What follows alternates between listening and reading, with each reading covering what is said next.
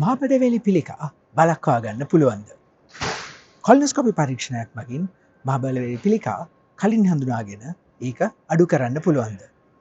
ඔබේ ආහාර පුරුදු වෙනස් කළා පිළිකා ඇතිවීමේ අවදානම අඩු කරන්න පුළුවන්ද? මම මහාචාර්ය දක්ෂිත වික්‍රමසිංහ. මේ වීඩියෝ එකේදී අපි මහබඩවැලි පිළිකා වළක්වා ගැනීම ගැන කතා කරමු.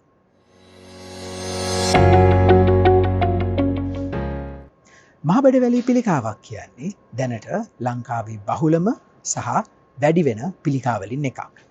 හැබැයි මේ පිළිකා අපිට අඩු කරගන්න ක්‍රම කීපයක් තිබෙනවා. ඉන් ප්‍රධානම ක්‍රමය තමයි පොලිප් කලින් හඳුනාගෙන ඒවා ඉවත් කිරීම. මහබඩවැලේ ඇතිවන පිළිකාවලින් වැඩි කොටසක් පටන් ගන්නේ පොලිප් එකක් හැටියට. පොලිප් එකක් කියන්නේ මහබඩවැලේ ඇතුළත ස්තරයේ ඇතිවන අසාමාන්‍ය වර්ධනයක්. මේක පිළිකාවක් නෙමෙයි. හැබැයි පොලිප් එකක් කාලයක් තිබ්බොත් ඒක වර්ධනය වෙලා ක්‍රමක්‍රමයෙන් පිළිකාවක් බවට පත් වෙන්න පුළුවන්. මේ ප්‍රී කැන්සර් එක කැන්සර් එකක් වෙන්න පුළුවන්. මේ වගේ පොලිප් එකක් පිළිකාවක් වෙන්න අවුරුදු ගණනාවක් ගත වෙනවා. බොහෝ විට අවුරුදු 10ක් විතර. ඒ කියන්නේ මේ අවුරුදු 10 ඇතුළත අපි මේ පොලිප් එකක් හඳුනාගෙන අයින් කරොත් ඒක පිළිකාවක් වීම වළකිනවා.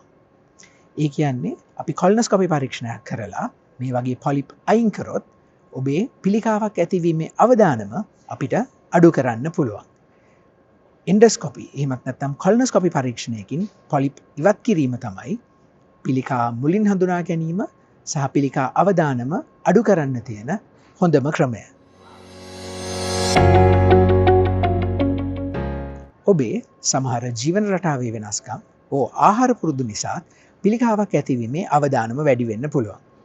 ඔබේ ආහාරයේ තන්තු සහිත ආහාර අඩු නම්, මාංශමය ආහාර වැඩි නම්, මධ්‍යසාර එහෙමත් නැත්නම් දුම්පාන ඇති වෙනවා නම් ඔබට පිළිකාවක් ඇතිවීමේ අවදානම වැඩි වෙන්න පුළුවන්.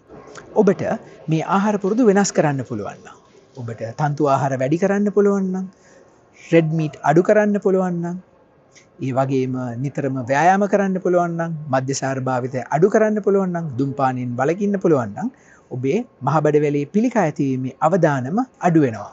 කියන්නේ ඔබට පිළිකා වළක්වා ගන්න පුළුවන්. මේ විදිහට ඔබට මහබඩවැලේ පිළිකාවක් ඇතිවීම අඩු කරගන්න පුළුවන්. ඔබේ පිළිකා අවදානම අඩු කරගන්න පුළුවන්. මේ ගැන වැඩිදුර විස්තර ඔබට දැනගන්න ඕනේ නම් එහෙමත් නැත්නම් පොලිප් කලින් හඳුනාගෙන ඒවා ඉවත් කරන්න කොලොනොස්කෝපි පරීක්ෂණයකට යොමු වෙන්න අවශ්‍ය නම් ශල්‍ය වෛද්‍යවරයෙක්ව හමු වෙන්න. මගේ YouTube channel එකේ, Facebook page එකේ සහ Instagram feed එකේ මේ වගේ තවත් වීඩියෝ ඔබට නරඹන්න පුළුවන්.